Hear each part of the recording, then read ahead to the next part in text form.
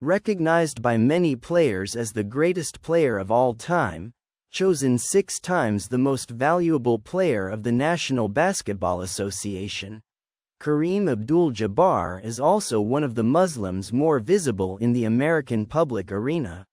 The 6'2" Harlem native, born Ferdinand Louis Alcindor, made his UCLA debut before joining the Association National Basketball Championship with the Milwaukee Bucks in 1969. Alcindor later went to the Los Angeles Lakers. It was so dominant in college basketball that the dunk, in which he excelled, was formally banned from the sport intercollegiate. As a result, Lou Alcindor developed the move for which he is personally the most famous, the skyhook, considered the move that changed the basketball, and with which he scored more than 38,000 points in the season regular of NBA games. When Milwaukee won the NBA title in 1970-71, Alcindor, who was already Kareem Abdul-Jabbar, was acclaimed the king of basketball. Lou Alcindor first learned about Islam with Hamas Abdul Khalis, a former jazz drummer. Agreed with his own testimony, he was educated to take the authorities seriously, whether they were nuns, teachers or technicians, and in that spirit he followed the Abdul Khalis's teachings carefully. It was he who gave Alcindor the name of Abdul Kareem, later changed to Kareem Abdul-Jabbar, literally, the noble, servant of the Almighty. Soon, however, he decided to expand the teachings of Abdul Khalis with his own study of the Quran, for which decided to learn basic Arabic. In 1973 he traveled to Libya and Saudi Arabia to gain a better understanding of the language and learn about Islam in some of their native contexts. Abdul-Jabbar was not interested in making the type of public statement about his Islam that Muhammad Ali made in his opposition to the Vietnam War, wanting only to identify himself simply as an African American who was also a Muslim. He clearly stated that his name Alcindor was a slave's name, literally that of the slave trader who took his family from West Africa to the Dominican Republic or Trinidad, from where they were taken to America. Opening square bracket ... closing square bracket. Kareem Abdul-Jabbar asserts his identity as a Sunni Muslim. He professes a strong belief in what he calls the Supreme Being, and it is clear in their understanding that Muhammad is his prophet and the Quran is the prophet. Final revelation. For his part, Kareem accepts his responsibility to live an Islamic life as good as possible, recognizing that Islam is capable of meet the requirements of being a professional athlete in America. Excerpts from his book, Kareem. The following are excerpts from the second book he wrote about his basketball career, Kareem, published in 1991, telling his reasons for being attracted to Islam. Growing up in America, I eventually discovered that, emotionally, spiritually, he could not be racist. As I got older, gradually I came to believe that the Negro was the best or the worst. The black man who influenced me most deeply was Malcolm X. Lee. Muhammad Speaks.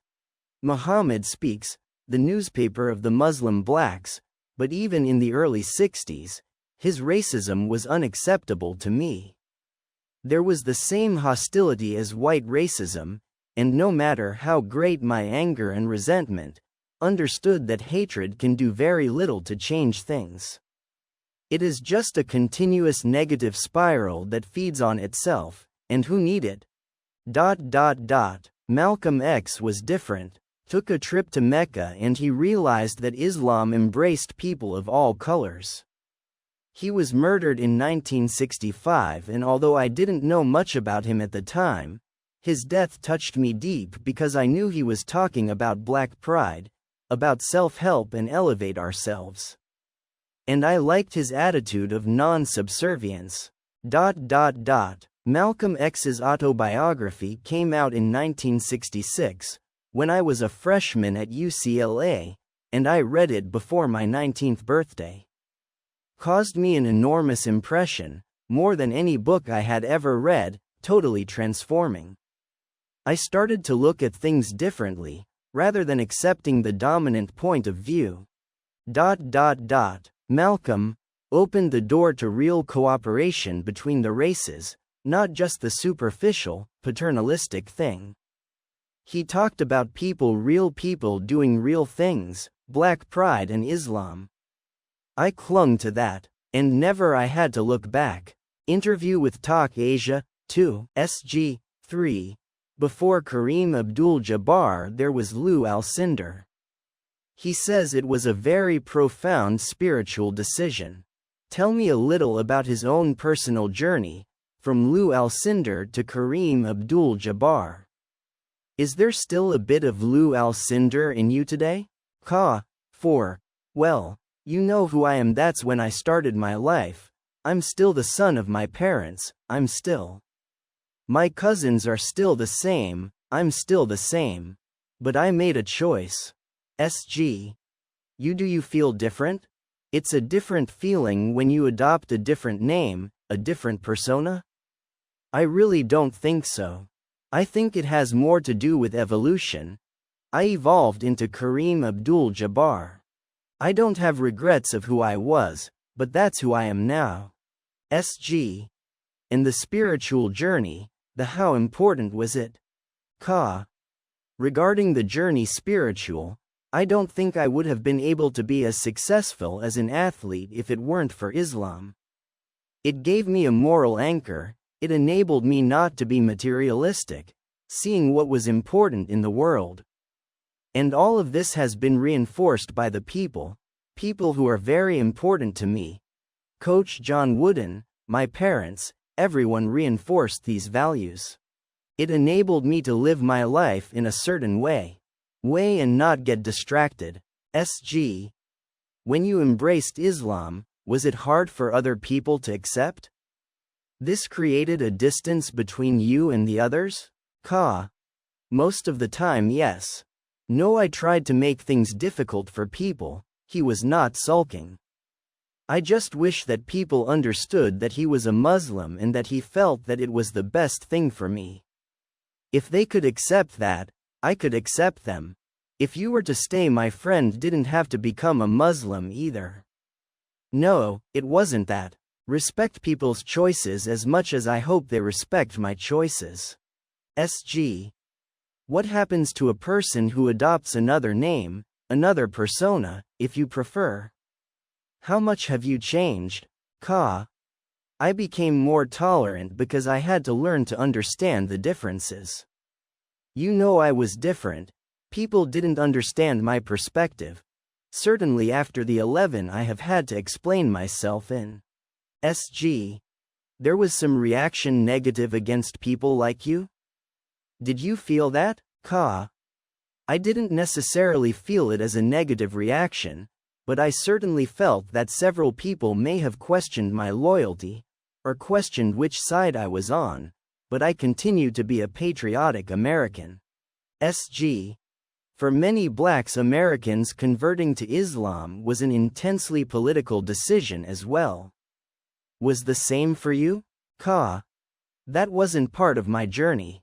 Choosing Islam was not a political statement, it was a statement spiritual.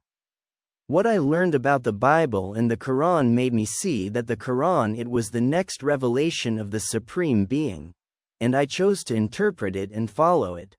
No, I think it had nothing to do with trying to put anyone aside, and denying them the ability to practice what they see fit. The Quran tells us that the Jews, Christians and Muslims should treat everyone the same, for we all believe in the same prophets, and paradise and hell shall be the same prophet. Even for all of us. And that's what it should be about. SG. And it influenced a lot in their writings as well. Yes. Racial equality and what I experienced growing up in America really led me to experience the civil rights movement, seeing people risking their lives, being eaten, attacked by dogs, shot in the streets, and still continue to adopt a nonviolent and very courageous approach to confronting intolerance, was remarkable and certainly a